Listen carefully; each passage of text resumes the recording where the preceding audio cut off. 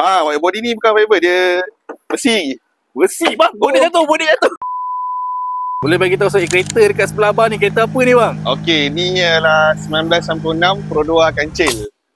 So ni yang first batch punya kancil. Apa modifikasi abang dah buat dekat kereta ni? Kalau nampak daripada cawaran, kita dah buat white body kit. Ini adalah white body daripada arm bodywork. So ni kancil kita buat konsep macam daripada time attack punya kereta. Okey. So sebab tu kita buat white body dengan wing besar, ada splitter. Itu dari segi luaran. So internal ini pakai enjin EF-DET daripada L7. Dari segi enjin kita belum sentuh apa-apa sangat lagi. Kecuali kita up boost saja.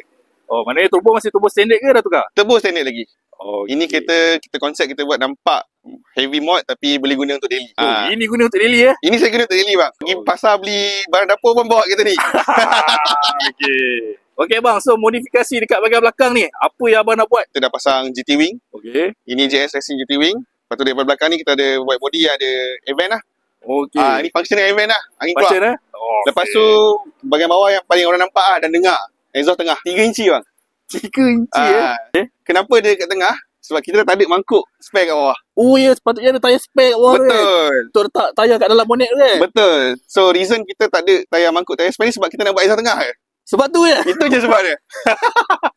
Okay, boleh tengok sikit bahagian dalam? Okey, jom kita so tengok. maknanya exhaust ni abang pakai pergi Thailand lah? Betul. Berapa banyak koleksi saman dapat? Setakat ni kosong lah. Alhamdulillah kosong lah. Dengan kondisi macam ni yang saya bawa. Batamok. Batamok cukup. Okey, so bahagian dalam ni kita memang dah letak papan lah, straight.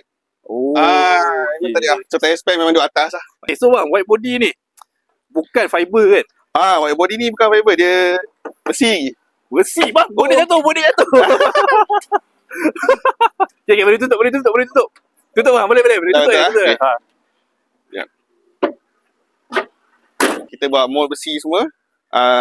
Sebab dia prototype lagi. Okay. So insyaAllah lepas ni ada fibernya. Oh, ni maknanya pakai skru tajam lagi ni. Skru tajam, skru DIY.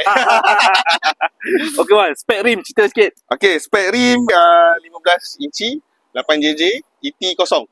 ET kosong? ET kosong kat kancil. Dengan spacer dia belakang 30, depan 20. Tayar apa? Tayar 195, 50, 15. Bukan spek kancil lah. Bukan spek kancil ni. So saya nak tahu, dengan kondisi kereta yang macam ni, berapa jauh dah abang dah jalan dengan kereta ni? Kereta ni yang paling jauh trip kita pergi Khao Yai tu tadi. Atas lagi pada Bangkok. Pergi ke Thailand buat kereta ni? Ya, ke Thailand. Dengan kondisi macam ni? Betul. Okay bang, cerita sikit, ada skru gugur ke? Okay, skru hampir gugur ada. Masalah-masalah lain tak ada. Alhamdulillah kereta ni konsisten lah reliability dia. So total trip kita pergi daripada KL ke Khao Yai, patah balik KL 3,700 km. Lebih kurang lah, plus minus. Okay, so lepas dah return ke sini tu, ada any orang kata major problem tak? Major problem Alhamdulillah tak ada langsung.